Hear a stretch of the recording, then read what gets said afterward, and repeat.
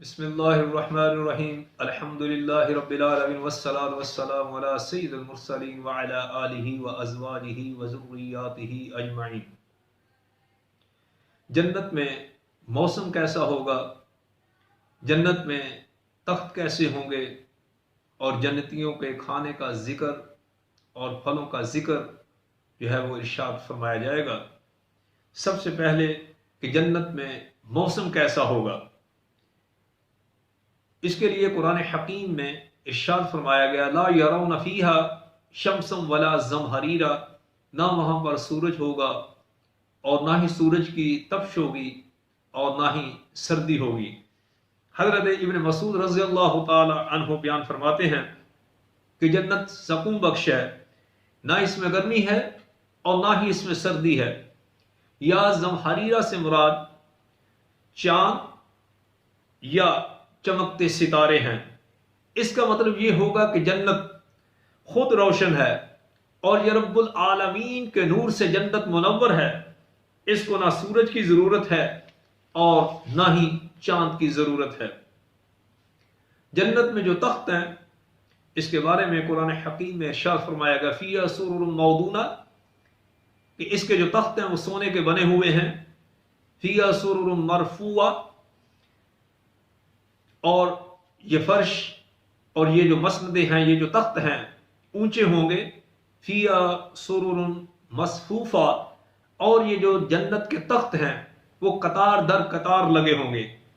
حضرت ابن عباس رضی اللہ تعالی عنہ نے ارشاد فرمایا کہ ان تختوں کے تختے سونے کے ہوں گے جن کا حاشیہ زبر، موتی اور یاقوت سے آراستہ ہوگا، وہ اونچے ہوں گے، لیکن جب بیٹھنے والا ان پر بیٹھنا چاہے گا تو یہ تخت خود بخود نیچے ہو جائیں گے، پھر اڑ جائیں گے اور اپنے مقام پر واپس چلے جائیں گے۔ ترمذی کی نقل کردہ حدیث میں ہے کہ ان کی بلندی 500 برس کی راہ کے برابر ہوگی، جیسے آسمان اور زمین کے درمیان فاصلہ ہے۔ بعض اہل علم نے اس کی تشریح میں فرمایا ہے کہ بستروں کا باہمی درجاتی فاصلہ جو ہے وہ اتنا ہوگا جتنا آسمان و زمین کے درمیان کا فاصلہ ہے۔ اس کی مسندیں فضا میں بلند ہوں گی، کیونکہ جب مومن مسند پر بیٹھے گا تو وہ اپنے رب کی عطا کی ہوئی تمام نعمتوں کو دیکھ سکے گا۔ ان کی یہ مسندیں زبرد، موتیوں اور یاقوت سے مزین ہوں گی اور آسمانوں میں بلند ہوگی۔ حضرت ابو سعید خدری رضی اللہ تعالی عنہ بیان فرماتے ہیں کہ رسول اکرم صلی اللہ علیہ وآلہ وسلم نے وفرش مرفوعہ کی تفسیر میں فرمایا کہ ان بستروں کی اونچائی اتنی ہوگی جتنی زمین سے لے کر آسمان تک کی اونچائی ہے، اور وہ 500 سال کی مسافت ہے۔ اس آیت میں بستروں سے مراد اہل جنت کی بیویاں ہیں، کیونکہ وہ بستر ان بیویوں کا ہوگا۔ وَلَهُمْ رِزْقُهُمْ فِيهَا بُكْرَةٌ وَعَشِيًّا، جنت میں ان کو کھانا صبح و شام ملے گا۔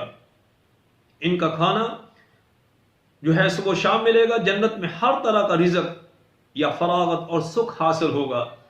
حسن بصری رضی اللہ تعالی عنہ، وہ یہ تابعی ہیں جنہیں براہ راست حضرت سیدنا علی المرتضیٰ کرم اللہ وجہ سے روحانی فیض ملا، یہ بیان فرماتے ہیں کہ عرب کے نزدیک زندگی کی عیش و عشرت اس سے بڑھ کر نہ تھی کہ صبح و شام کھانے کی غذا پیٹ بھر کر مل جائے۔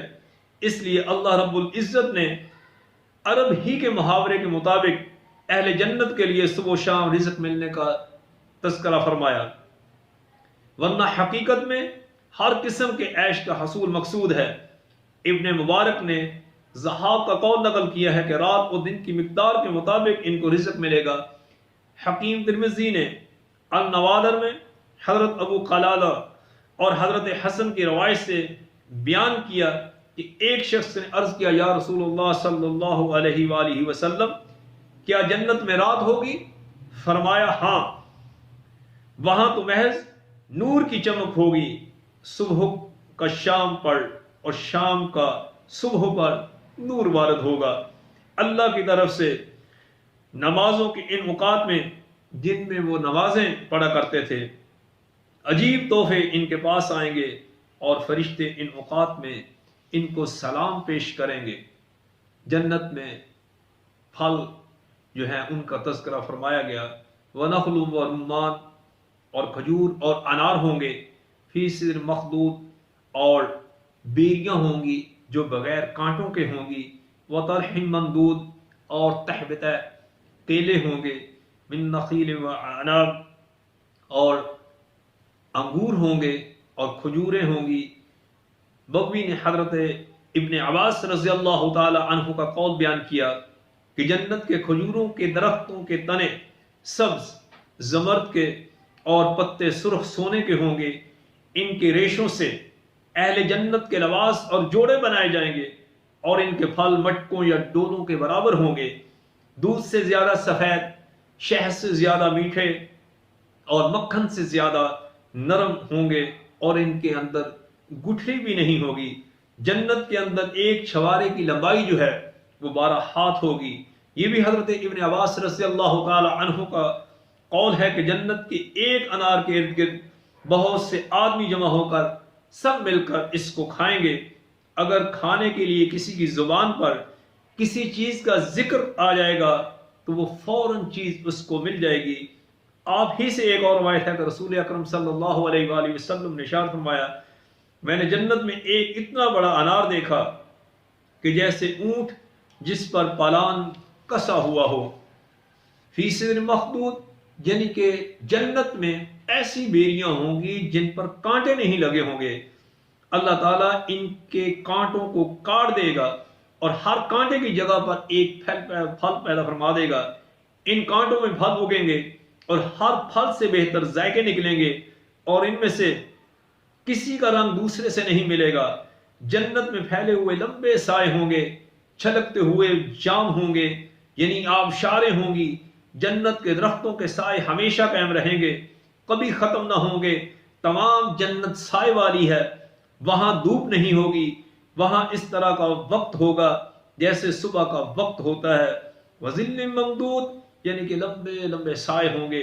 حضرت ابو ہریرہ رضی اللہ تعالی عنہ بیان کرتے ہیں کہ رسول اکرم صلی اللہ علیہ وآلہ وسلم نے ارشاد فرمایا کہ جنت میں ایک درخت ہے، اس کے سائے میں سوار 100 سال تک چلتا رہے تو پھر بھی اس کا سایہ منقطع یعنی ختم نہیں ہوگا۔ اللہ تعالیٰ نے اپنے ہاتھ سے اس کو بویا ہے اور اس کی ٹہنیاں جنت کے احاطہ کے باہر تک چھائی ہوئی ہیں۔ جنت کے اندر جو دریا ہے وہ اسی درخت کی جڑ سے نکلا ہے۔ حضرت ابن عباس رضی اللہ تعالی عنہ بیان فرماتے ہیں کہ جنت کے اندر 7 عرش پر ایک درخت ہے، اہل جنت اس کی جڑ کے پاس بیٹھ کر باتیں کریں گے، اور بعض لوگ دنیوی کھیل کے خواہش مند ہوں گے۔ اس وقت اللہ جنت کی ایک ہوا بھیجے گا جس سے وہ درخت حرکت میں آ جائے گا، اور اس سے دنیا کے ہر کھیل کی آوازیں نکلے گی۔ اور اللہ رب العزت سے دعا ہے کہ اللہ ہمیں نیک کام کرنے کی ہمت و توفیق عطا فرمائے تاکہ ہم بھی جنت کے مستحق قرار پائیں۔ وما علینا الا البلاغ المبین۔